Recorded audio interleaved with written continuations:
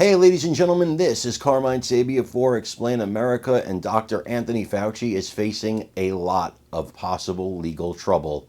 Before we get started, please make sure you like, comment, share, and subscribe. Those little things really help us out, and they help our channel continue to grow. Right off the bat, I want to say that I'm making no judgments on any of this, and I'll tell you why. I'm not a scientist, I'm not a doctor, and I'm not an attorney. So for me to actually jump in here and give my opinion would be worthless. I've seen so many pundits come out and say this or that about Fauci or about the things that have happened, the things that were imposed. I stand firmly against the lockdowns. I think they were a tremendous mistake. That's my personal political opinion. It's my personal opinion in terms of running a country. In terms of running businesses, I think it was absolutely devastating. But do I think that maybe at the time people made the best decisions that they thought they had to make? I do. I don't think that everybody had nefarious intentions. That doesn't mean that I don't think anybody had nefarious intentions, but it means that I don't think everybody had nefarious intentions.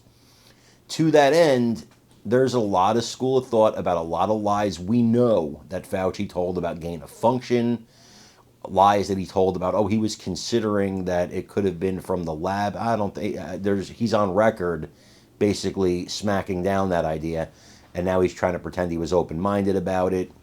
There's a lot of things. I think he's a slimy kind of guy. I really do. But that doesn't mean I think he's a criminal. I have to reserve judgment for that. And I don't want to be one of those flamethrowers that comes on here. You guys have seen them. You guys have seen a million of them. Flamethrowers that come out here and just attack people, and they don't understand all the facts. I cannot really attack anything without having the scientific knowledge or the medical knowledge to do that.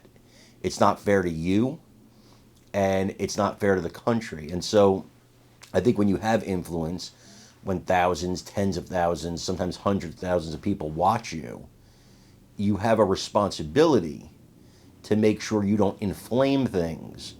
And so I'm not doing that. But what I am telling you is I think he did do some wrong things. That's just my instinct. Marjorie Taylor Greene, on the other hand, she takes it a little further.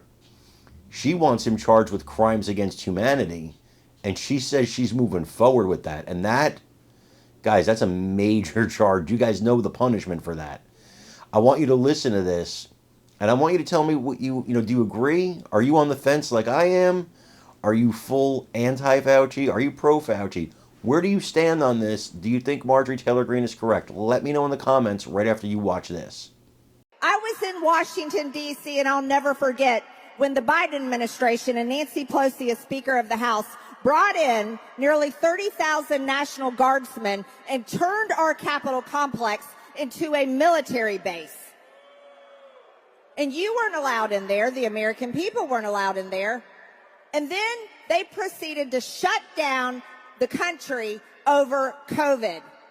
They masked school children. They shut down schools. They closed beaches. They silenced your speech. They kicked you off social media. They attacked the very core of our freedoms, all for a virus that they made in a lab in Wuhan, China.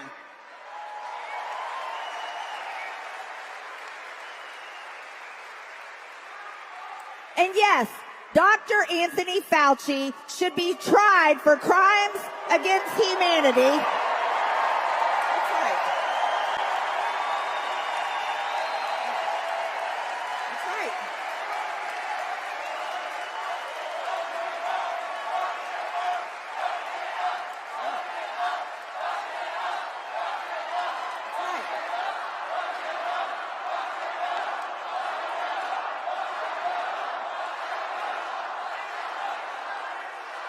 Well, I can assure you, if I have anything to do with it, we will lock him up.